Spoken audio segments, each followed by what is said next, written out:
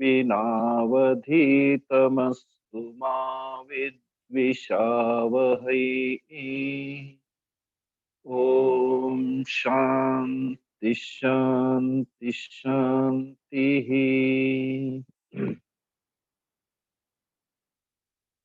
कहाँ तक हुए थे याद है जुला जी?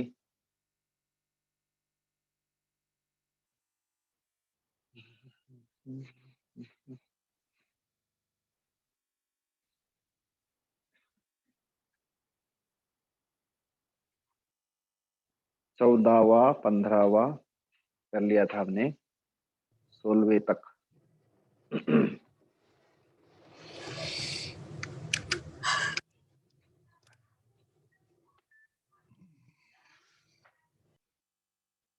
चौदहवें अध्याय का प्रसंग है सत्व रज तम तीनों गुणों का विश्लेषण। 14वें में कहा था कि जब कभी सत्व गुण वृद्धि को प्राप्त होता है और उस समय अगर किसी जीव की, मनुष्य की मृत्यु होती है, तब क्या होता है? यदा सत्वे प्रवृद्धे, सत्वगुण प्रवृद्ध मतलब बढ़ जाता है, हाँ, तब देहभृत याति, प्रलयम याति, तब अगर शरीर छूट जाता है इस ज्ञानी का, इस जीवात्मा का, तो क्या होता है उसमें? तो कहते याति प्रलयम याति, तदा उत्तम विदाम लोकान अमलान प्रतिपद्यते। लोकान प्रतिपद्यते, लोकों का विशेषण है। कौन से लोक? हम तो मृत्यु लोक में है, लेकिन यहाँ कह रहे उस जीवात्मा का क्या होता है, उसकी गति कहाँ होती? उत्तम विदाम, उत्तम वित्त, उत्तम वस्तु को जिन्होंने जाना, जीवन का सर्वोच्च जो लक्ष्य है, जिसने परम पुरुषार्थ को जाना है, ऐसे उत्तम विदाम लोकान। और एक विशेषण है अमलान लोकान, जहां पे किसी प्रकार का पाप नहीं है, निर्मलान, मल रहितान लोकान प्रतिपद्यते। भाष्यकार कहते मल रहितान, जहां पे अज्ञान से रहित, पापों से रहित ऐसा लोक, ऐसा जो है स्थान, वहां पे उसकी क्या होती? गति, मत उसकी प्राप्ति होती है। 15वें में कहा फिर रजोगुण अगर बढ़ जाता है, और तब अगर देह छूटता है इस जीवात्मा का, तब क्या होगा? रजसी प्रलयम गत्वा, 15वें श्लोक में। जायते, कहाँ पैदा होते? कर्म संगिषु जायते, जहां अधिक कर्मों के अंदर, कर्मासक्ति युक्तेषु मनुष्येषु, उनके अंदर जन्म लेता है, जहां पे कर्म संगियों में, कर्मों में जिसकी अधिक आसक्ति है, ऐसे लोगों के बीच में वो पैदा होता है।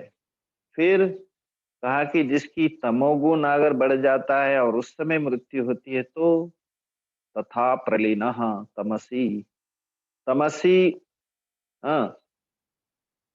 वृद्धत्वे प्रवृद्धे, तमोगुण बढ़ जाता है, तब अगर प्रलीनः, उसका शरीर छूटता है, तो मूढ़ योनिषु, मूढ़ अज्ञानियों के ऐसे लोक में वो पैदा होता है, मूढ़ योनि में, पशु आदि योनियों में उत्पन्न होता है। भाष्यकार कहते पशुआदि योनिषु there is no possibility of viveka, है ना, वहां पे विवेक होने की कोई संभावना ही नहीं रहती। ऐसे लोगों की प्राप्ति होती, किसको? जिस जिस व्यक्ति का अधिक क्या हुआ, जो तमोगुण बढ़ने पर जिसकी मृत्यु होती। तो इससे क्या सीख मिलती है हमें? कि हम हमेशा कैसे रहे? हमेशा सत्व गुण प्रधान बने रहे, और सत्वगुण प्रधान बने रहेंगे तो कभी भी यमराज जो है कभी बुला सकते हैं। अब कभी निश्चय ने मेरा पहले सब कुछ करूंगा, तमो रजोगुण तमोगुण का सबका आश्रय लूंगा, नहीं भाई, कभी भी ये बुलावा आपको बोल करके बता के नहीं होता है। इसलिए तस्मात् सर्वेषु कालेषु माम अनुस्मर युध्य च, तो मेरा स्मरण करता हुआ अपना पुरुषार्थ कर, कर्म कर। तो इसलिए कहा जाता है कि आपको जो हमेशा हो सके तो गुणों से रहित रहे। हाँ, निश्चय गुण्यो भवा, लेकिन अगर गुण रहता है तो वो सत्व गुण बना रहे, और इन तमोगुण रजोगुण के चुगल में न फंसे। ठीक, और अभी 16 में कहे कर्मणः सुकृतस्य आहुः सात्विकम निर्मलम फलम। जो सात्विक फल मिलता है, निर्मल फल मिलता है ना, और किससे मिलता है? सुकृत से। सुकृत मतलब पुण्य से। और पुण्य कब होता है? जब आप सत्वगुण में हो। रजोगुण में, तमोगुण में क्या नहीं होता? सुकृत मतलब पुण्य नहीं होता। तो इसलिए सुकृतस्य कर्मणः सात्विकम फलम। हाँ, कैसा फल? निर्मलम, जहाँ पे किसी प्रकार का दोष नहीं है। तो इस प्रकार से जो पुण्यवान है उसको सत्वगुण जो है निर्मल फल मिलता है सत्वगुण का। और जिसके पास में रजोगुण है, रजसः फलम दुखम, और जिसका रजोगुण बढ़ा हुआ होता है उसको फिर बाद में कौन सा फल मिलता है? दुखम फलम प्राप्यते। और जिसको अधिक तमोगुण में रहा है तो उसको कौन सा फल मिलेगा?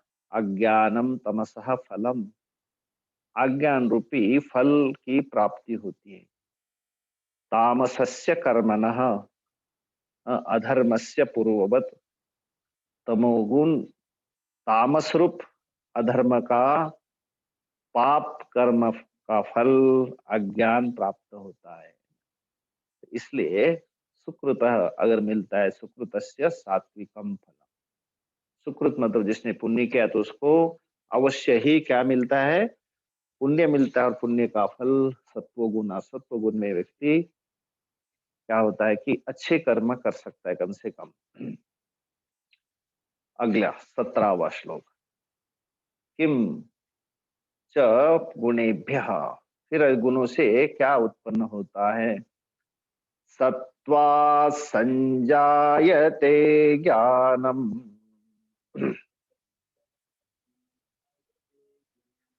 रजसो लोभ एव च, प्रमाद मोहो तमसः भवतो ज्ञानमेव च।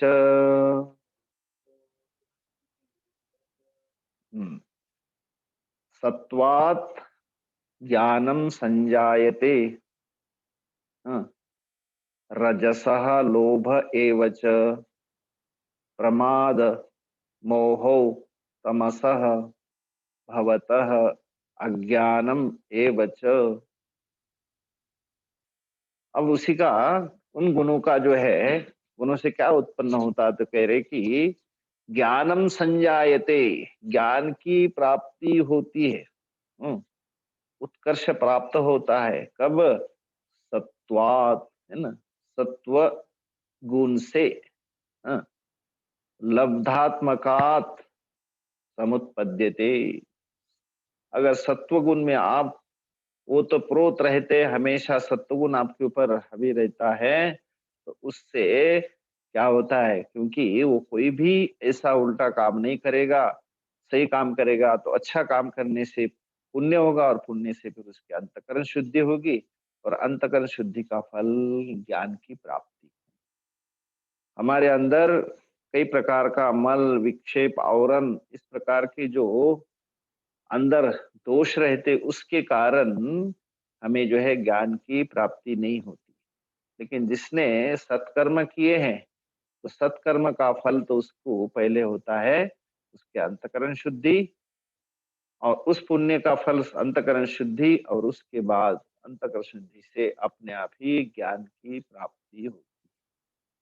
अगर आप कहीं भी दीप जलाना चाहते हैं, दीप तभी प्रज्वलित होगा जहाँ पे आप एकदम शांत, निर्वात, जहाँ पे किसी प्रकार का हवा का झकोरा नहीं, जहाँ पे हवा नहीं चलती है, शांत वातावरण है, और वहां पे जो है आपका दीप अच्छी तरह से जलेगा। तो ऐसे अंतःकरण में ज्ञान रूपी दीप की वहां पे शिखा अच्छी तरह से प्रज्वलित होती है, जहाँ पे जिस अंतःकरण में किसी प्रकार के राग द्वेष आदि के वहां पे प्रभाव नहीं है। इसलिए कहते हैं सत्व गुण जो अंतःकरण होता है वहां पे ज्ञान की प्राप्ति, सत्वात ज्ञानम संजायते। और उसी अंतःकरण में अगर क्या है, रजोगुण है, तो रजोगुण है तो फिर यत सत्वे यत सत्वम, सत्वगुण है तो ज्ञान की प्राप्ति, और सत्वगुण का अभाव है तो फिर वहां कहते हैं रजस आ गया, और रज से भी क्या हुआ, ज्ञान तो नहीं आएगा, लोभ एवच, वहां पे अवश्य ही क्या होगा, रजोगुण से लोभ की प्राप्ति होगी। और आपको जीवन में कितनी भी प्राप्ति होगी, धन की, है ना, आ ऐश्वर्य की कितनी प्राप्त हो, लेकिन मन में जो है लोभ छूटेगा नहीं, और पाऊं, है ना। तो ऐसा जो लोभ है, लोभी को कभी शांति नहीं मिलती, अशांतस्य कुतः सुखम। तो ऐसे लोभी अशांत अंतकरण वाला कभी उसको सुख नहीं मिल सकता है। तो इसलिए कहते हैं रजोगुण का फल लोभा। तो उस अंतकरण में, जिसके अंतकरण में रजोगुण है वहां पे लोभ, इसलिए कहा जाता है ना, इसने कोई अगर क्या बिजनेस चालू किया और उसको था कि मैं 10 गुना कमाऊं, लेकिन भगवान की कृपा से 15 गुना उसको क्या हुआ, लाभ हुआ, लेकिन मन में उसमें अरे 25% अगर होता है तो कितना अच्छा होता करके वो लोभ आदमी को छूटता नहीं। तो इस प्रकार से लोभ जो है आदमी को अशांत कर देता है, तो रजोगुण का फल है लोभ। और फिर कहते तमोगुण, तमोगुण से फिर कहते दो चीजें मिलती है, प्रमाद मोह, तमसः भवतः अज्ञानम एवच। तो जो तमोगुणी है उसके लिए कहते यहाँ एक नहीं दो मिलते हैं ना, तमोगुण से तमसः भवतः, किम भवतः, पहले तो कहा है मोहो, प्रमाद मोहो, ये दोनों जो है, प्रमाद भी आता है और मोह भी आता है, उभो तमसः भवतः। और फिर उसका जो है अंतकरण में ज्ञान नहीं बल्कि अज्ञान, अज्ञान ही होता है। तो अज्ञानम एवच, तो यहाँ दो तीन एक साथ आपको प्राप्त हुए, जैसे आपके अंतकरण में तमोगुण ने घर बनाया है, तो तमसः प्रमाद मोहो, हाँ, प्रमाद जानते हैं आप लोग, जो आदमी का कर्तव्य था वो न कर करके दूसरा ही कर्म करने लग जाता है, उसी को प्रमाद कहते हैं। और मोह है, आदमी को विवेक नहीं रहता कि मुझे कब क्या करना, कब किस तरह से बात करना, वहां वह मूड बन जाता है ना, अनाप शनाप बोल करके अपनी वाणी को खराब करेगा, हाँ, अपना नाम भी खराब करेगा, तो उस मोहित व्यक्ति को क्या होगा, वो अविवेकी कुछ भी बोलने लग जाएगा। और उसका कहते हैं भवतः, प्रमाद मोहो भवतः, दो वचन है, अगर एक होता तो भवती, लेकिन यहाँ पे भवतः, किम भवतः, प्रमादश्च मोहश्च भवतः, अकस्मात तमसः, तमोगुण हावी होने से। और फिर आगे कहते कि ज्ञान की प्राप्ति नहीं होगी उससे, तमो और मोह से क्या होगा, भवत अज्ञानम एवच, आपके अंदर अज्ञान बना रहता है, इसलिए अज्ञान आपके अंदर से छूटेगा नहीं, तमोगुण हावी हो जाएगा तो, और साथ साथ प्रमाद और मोह भी आपके साथ जुड़ जाएंगे, और आप जो है उसी के अंदर फिर उसी के माध्यम से लपटे रहेंगे, और फिर आप बहुत विवेक के लिए पता नहीं कब आपके अंदर अंतःकरण विवेक की प्राप्ति होगी। तो सीधा सीधा कह रहे हैं कि सत्वात ज्ञानम संजायते, सत्व गुण से ज्ञान की प्राप्ति होगी। रजसः लोभ एव च, रजोगुण से लोभ की प्राप्ति होगी। और तमोगुण है तो प्रमाद मोहो भवतः, हाँ, प्रमाद और मोह की प्राप्ति होगी। और अज्ञानम एवच, अज्ञान भी आपको अलग से एक गिफ्ट मिलेगा, है ना, अज्ञानम एवच। अब कहते हैं इनकी जो जो जिसके अंदर स्थित रहता है उनको कौन से लोगों की और प्राप्ति होती है ना, मतलब कहाँ इनकी स्थिति बनी रहती है। 18वां श्लोक, ऊर्ध्वं गच्छन्ति सत्त्वस्थाः,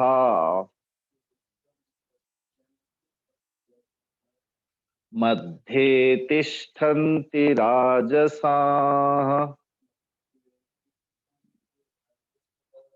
जघन्यगुणवृत्तिस्थाः,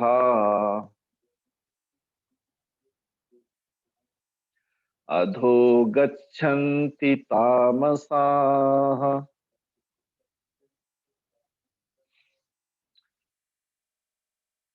ऊर्ध्वं गच्छन्ति सत्त्वस्थाः, मध्ये तिष्ठन्ति राजसाः, जघन्य गुणवृत्तिस्थाः, अधः गच्छन्ति तामसाः।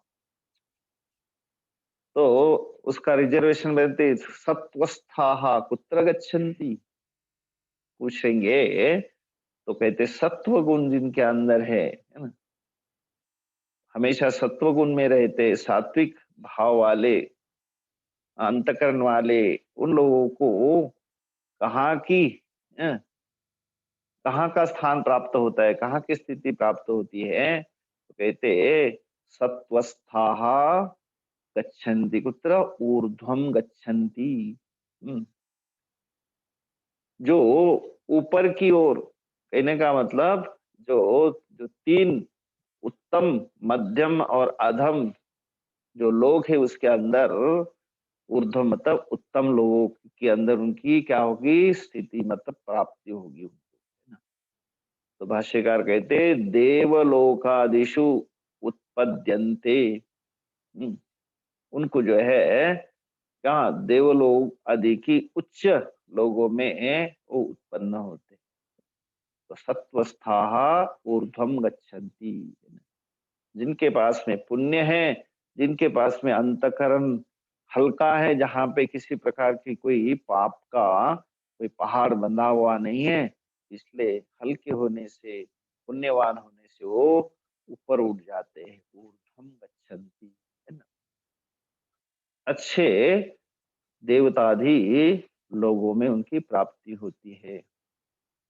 फिर राजसाहा, रजोगुण वाले, हाँ, वो कहाँ रहेंगे तो कहते मध्य तिष्ठन्ति, वो जो है ना तो एकदम नीचे भी जाते और ना तो ऊपर, तो उनको मिलता ही नहीं स्थान, कहाँ होगा, फिर बीच में ही वो अटकते हैं, मध्य तिष्ठन्ति। तो कैसे, मनुष्येषु उत्पद्यन्ते, मनुष्य लोकों में उनकी जो है क्या होती है, उत्पत्ति होती है। तो इसलिए राजसाह, रजोगुण, रजोगुण स्थिताः मध्ये, इसी बीच में, मतलब इसलिए कहा जाता है हमारे जीवन में सुख दुख मिलता है, सुख फल है पुण्य का और दुख फल है पाप का। तो पुण्य और पाप हमारे समान होते हैं तो हमें मृत्यु लोक मतलब मनुष्य लोगों की प्राप्ति होती है। तो इसलिए कहा है मानवाः राजसाः मध्ये तिष्ठन्ति, मनुष्य लोगों की प्राप्ति होती है। और जो सत्वगुण रजोगुण से विपरीत जो तमोगुण वाला है, तो तामसाह, उनका विशेषण बता रहे हैं, जघन्य गुण वृत्तिस्थाः, जिनके अंदर क्या है, ऐसे जघन्य गुण आचरण में वो स्थित रहते हैं, निंदनीय जिनके अंदर गुण है, जघन्य मतलब जहाँ पे निंदा योग्य, निंदनीय, उनकी कोई भी प्रशंसा नहीं करेगा, क्योंकि अगर विपरीत उसका अंतःकरण है, मनुष्य जैसा वो व्यवहार नहीं करेगा, उसके अंदर किसी प्रकार की साधना करने की, भजन करने की, सत्कार्य करने की प्रवृत्ति नहीं रहेगी, तो वो व्यक्ति कहते जघन्य वृत्ति, जो निंदनीय वृत्ति जिसकी होती है उसको जघन्य गुण वृत्तः तस्मिन् स्थितः जघन्य गुण वृत्तिस्थाः, उसकी वृत्ति में हमेशा क्या होंगे, तो भाष्यकार कहते निद्रा आलस्य आदि स्थिताः, ऐसे मूढ़ जो है हमेशा निद्रा से दूर नहीं हो पाएंगे, जिनके अंदर आलस्य हमेशा बना रहेगा, और ऐसे जो जीव है कभी भी उनको सदगति नहीं प्राप्त होगी, इसलिए अधः गच्छन्ति, है ना, अधः गच्छन्ति, कहाँ, पश्वादिषु उत्पद्यन्ते, पशुद आदि योनि में वो पैदा होते हैं, इसलिए कहा गया तामसाः गच्छन्ति कुत्र, अधः गच्छन्ति, कस्मात्, जघन्य गुणवृत्तिस्था, जघन्य वृत्ति वाले, मतलब कैसे, निंदनीय, आलस्य आदि इन दुर्गुणों से वो क्या हुए, अटके हुए, उनके अंदर ये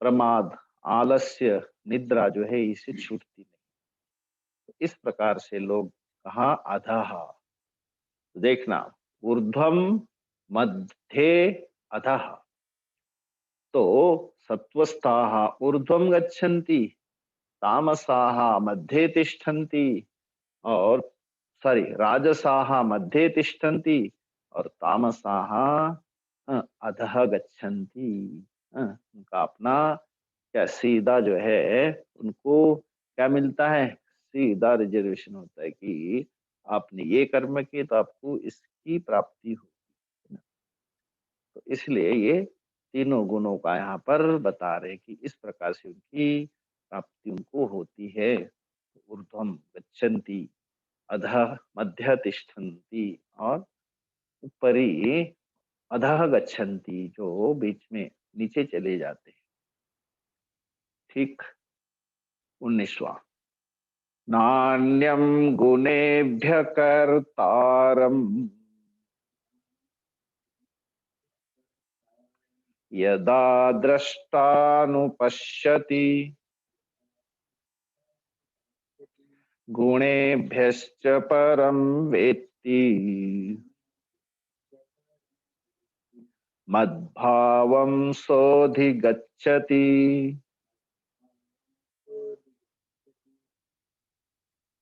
न अन्यं गुणेभ्यः कर्तारं यदा द्रष्टा अनुपश्यति गुणेभ्यः च परं वेत्ति मद्भावं सः अधिगच्छति,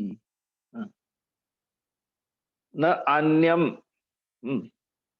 कर्तारं यदा दृष्टा अनुपश्यति, देखना यहाँ पे दृष्टा, हमेशा दृष्टा मतलब हमेशा अपने आप को दृष्टा समझता है ना, भाष्यकार कहते हैं विद्वान, जो विद्वान व्यक्ति होता है वो कैसा होता है, वो हमेशा एक प्रकार से उसको ज्ञान होता है कि मैं केवल मात्र दृष्टा हूँ, है ना, मैं करता नहीं हूँ, कार्यता नहीं हूँ, मैं तो केवल दृष्टा हूँ, तो जिसने अपने आप को केवल दृष्टा समझा, इसलिए वो भाष्यकार विद्वान कहते हैं, कैसा देखता है, अनुपश्यति, पश्यति, लेकिन इन आंखों से ही नहीं बल्कि शास्त्रों के और गुरु के ज्ञान के माध्यम से, उपदेश के माध्यम से देखता है, तो उसको कहा जाता अनुपश्यति। पश्यति आंखों से देखना, अनुपश्यति मतलब पश्चात, मेरे आंखों से नहीं बल्कि मुझे वो दृष्टि प्राप्त हुई किनकी, शास्त्र की और गुरु के उपदेश की, तो इसलिए कहा जाता है अनुपश्यति, शास्त्र अनुसारेण वा अथवा गुरु उपदेश अनुसारेण पश्यति, तस्मात् अनुपश्यति कः, दृष्टा। यदा जब कभी भी देखता है, हाँ, किनको देखता है? कर्तारम, जो कर्ता होता है, कर्म करने वाला, हाँ, जितनी सारी, चाहे चाहे वो क्या, चाहे वो सत्वगुण, चाहे रजोगुण, चाहे तमोगुण, इसका जो कर्ता है तो कौन? कहते न अन्यम गुणेभ्य, उसको पता है ये करने करवाने वाले केवल गुणी हैं। गुणेभ्य अन्यम न पश्यति, वो केवल मात्र देखता है तो ये गुण जो है गुणी ही करने वाले हैं। गुणेभ्य न अन्यम अस्ति कर्तारम, इन गुणों के अलावा और कोई भी कर्ता नहीं है। कार्य करण विषय आकार परिणेतेभ्य, कार्य शरीर करण, उनके अंदर जितनी इंद्रिया है और इंद्रियों के विषय है ना, और उनके अंदर उसका रूप हो जाने वाले आकार परिणयतेभ्य, जो दृष्टा कर्ता जो है क्या होता है, इन शरीर के अंदर इन इंद्रियों के द्वारा विश्व के अंदर तदाकार हो जाते हैं, तो वो बन जाते हैं कर्ता। तो कर्तारम, गुणेभ्य अन्यम, इन गुणों के अलावा और कोई करता नहीं, यहाँ पे ये गुणी ही करता है। तो जब यदा दृष्टा, जो विद्वान है, जब देखता है, तब क्या होगा?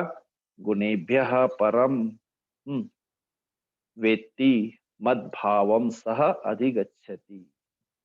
तो इसलिए इन गुणों से भी पर, गुणेभ्य परम, अपने आप को इन सारे गुणों से पर समझता है।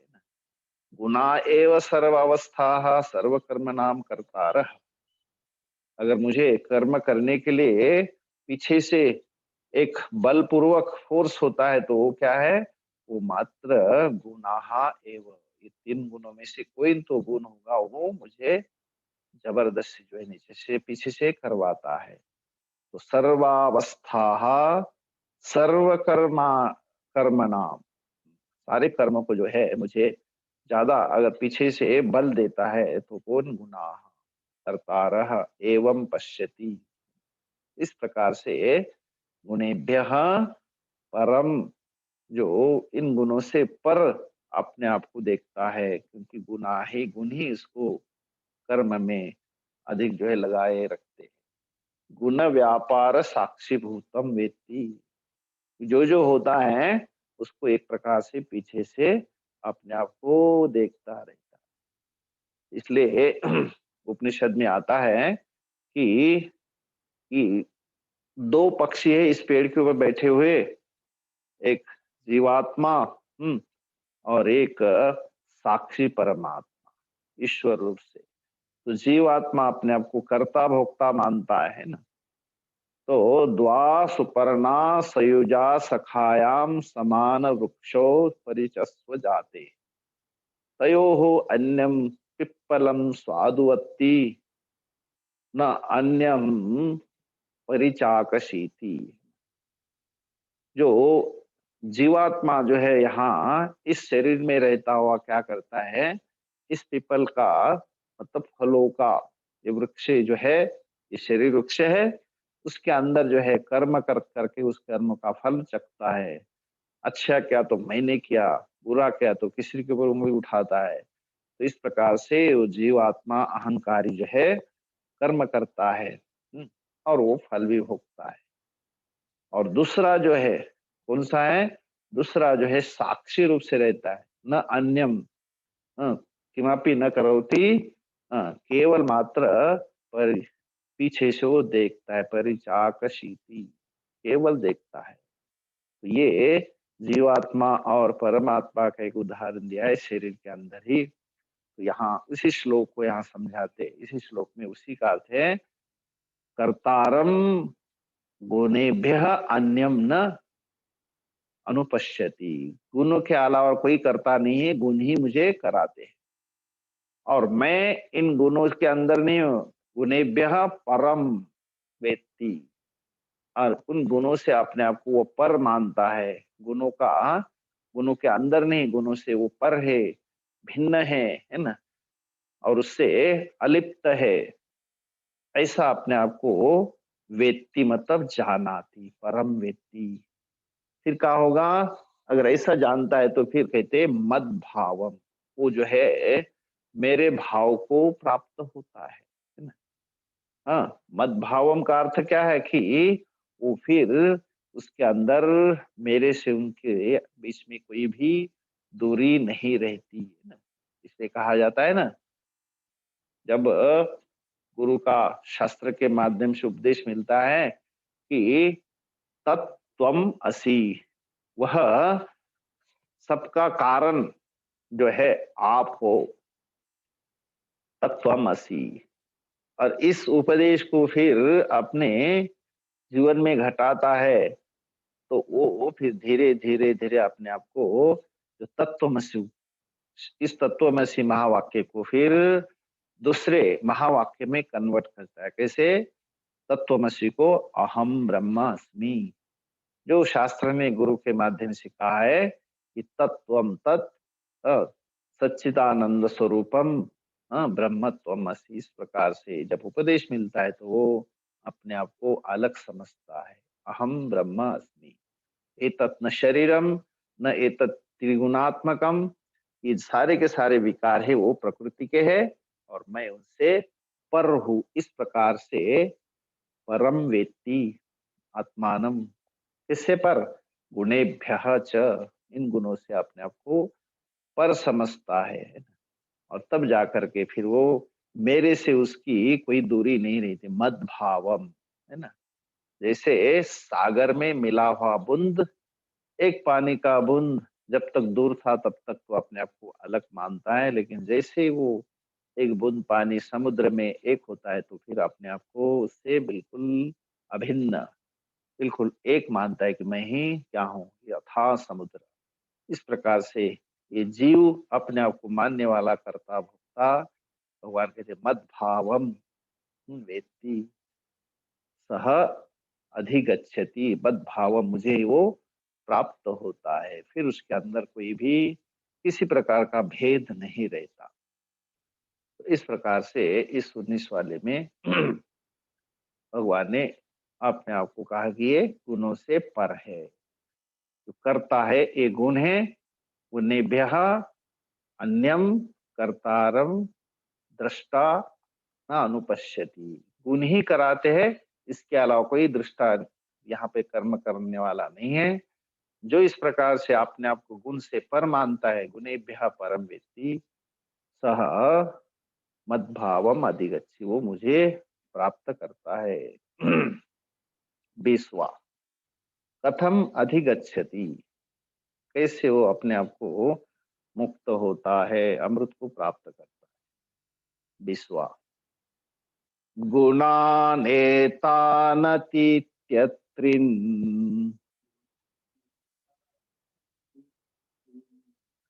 देहि देह समुद्भवाम् जन्म मृत्यु जरा दुःखैः विमुक्तो मृतमश्नुते।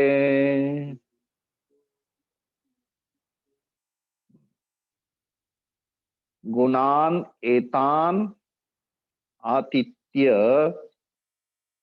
त्रीन देहि देह समुद्भवान जन्म मृत्यु जरा दुःखैः विमुक्तः अमृतम अश्नुते।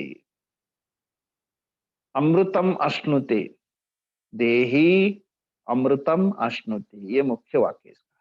देहि, देहे वसति इति देहि, देह में रहने वाला जो आत्मा है उसको कहते देहधारी विद्वान।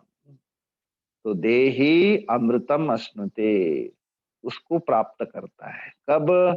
ले कहते हैं गुणान आतिथ्य, तो गुणों को, गुण से पर हो जाता है। यथोक्तान जीवन एवं अतिक्रम्य, है ना, इन तीनों गुणों से आतिथ्य, उनसे ऊपर उठता है। एतान गुणान आतिथ्य, तो कितने भाई? कहते तीन गुणान, एतान आतिथ्य, इन तीन गुणों से ऊपर उठ करके, है ना, अतिक्रम्य जीवन एवं, इन तीनों गुणों से वो अपना जो है अपने को उल्लंघन करता है, उससे उनके जाल में नहीं फंसता।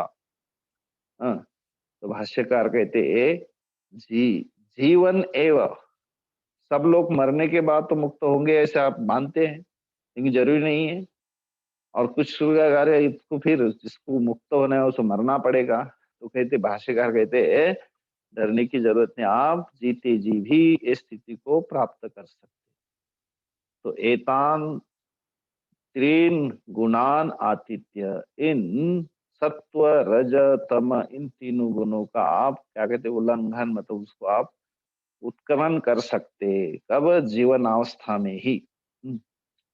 अतिक्रम करके क्या, ये देहधारी जो है, देही जो विद्वान है, जीता हुआ ही क्या करता है?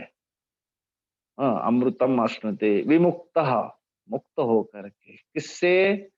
जन्म मृत्यु जरा दुख ही। देखना, जीवन में जन्म एक बहुत बड़ा हमारा अध्याय प्रारंभ करने वाला है, जन्म। फिर जन्म और आखिरी में है मृत्यु, क्योंकि उसकी उससे किसी की भी छुटकारा नहीं है। जो जो जन्मा होता है, जन्म लेता है, फिर एक दिन उसकी मृत्यु अवश्य ही होती है। फिर इन दोनों के बीच में, जन्म और मृत्यु के बीच में कहते हैं जरा, हाँ, बुढ़ापा, वो किसी को भी नहीं छूटता। हाँ, और फिर जरा, और उसके अंदर होने वाली जितनी सारी पीड़ा है, हैं, रोग है, भय है, इनसे क्या होगा? दुख। और उन दुखों से, उन दुखों के द्वारा, तो जन्म मृत्यु जरा दुख ही, जन्म का दुख, मृत्यु का दुख, हाँ, जरा का और व्याधि का जो सारा दुख है, इन दुखों से क्या होता है? विमुक्त, वो जो है विद्वान मुक्त होता है ना। उसको फिर इसको भुगतने की जरूरत नहीं। कैसे? फिर वह अमृतम अश्नुते, हाँ, अमरत्व को प्राप्त करता है। क्यों? अब जन्म लिया तो क्या बन गया? अब जैसा शरीर मानता है तो मृत हो गया, मरते लोक में आ गया। मरते लोक में उसने जन्म लिया तो फिर एक दिन मर जाएगा, मतलब शरीर छोड़ देगा। इसलिए अपने आप को मरने वाला, जन्मने वाला मानता है। लेकिन जब उसने इनसे सबसे जब ऊपर उठ जाता है, तो फिर ये अपने आप को अमृतत्व समझता है कि मैं अमृत हूँ, अमर धर्मा हूँ, है ना। तो इसलिए गीता के अंदर भी कहा, न जायते न म्रियते कदाचित, आत्मा कभी ना जीता है, जन्म लेता है, ना तो मरता है। तो वो स्थिति उसको प्राप्त होती। तो अमृतम अश्नुते, उस मद्भावम जो कहा है, उसे अमृतत्व की प्राप्ति होती है, मेरे भाव को प्राप्त हो जाता है। कब? ठीक है, आतिथ्य, उत्क्रमण करके, ऊपर उठ करके, किससे? एतान त्रीन गुणान, इन तीन गुणों से। कौन? देही, है ना। और कहाँ मिलते सारे गुण? देह समुद्भवान, देह कारण भूतान, देह के अंदर, हमारे हर शरीर के अंदर ये तीनों गुण अवश्य आएंगे। ये तो प्रकृति के है, जरूर रहेंगे। लेकिन ये व्यक्ति इन इसको जो है अपने आप इन तीनों गुणों से उत्क्रमण करके जन्म मरण बुढ़ापा और जो इतने सारे दुख, इससे मुक्त होकर के अमृतत्व की प्राप्ति करता है। आज इतना लिखते हैं, 17 से 7 में बोलते हैं। सत्वात् संजायते ज्ञानम, रजसो लोभ एव च, प्रमादमोहो तमसः, भवतो ज्ञानमेव च, ऊर्ध्वं गच्छन्ति सत्त्वस्थाः, मध्ये तिष्ठन्ति राजसाः जघन्यगुणवृत्तिस्थाः अधो गच्छन्ति तामसाः नान्यं गुणेभ्य कर्तारम् यदा द्रष्टानुपश्यति गुणेभ्यश्च परं वेत्ति मद्भावं सोऽधिगच्छति गुणानेतानतीत्यत्रिन् देहि देहसमुद्भवान् जन्म मृत्युजरा दुःखैः विमुक्तो मृतमश्नुते। ॐ पूर्णमदः पूर्णमिदं पूर्णात् पूर्णमुदच्यते पूर्णस्य पूर्णमादाय पूर्णमेवावशिष्यते। ओम शांति शांति शांति। अब हम लोग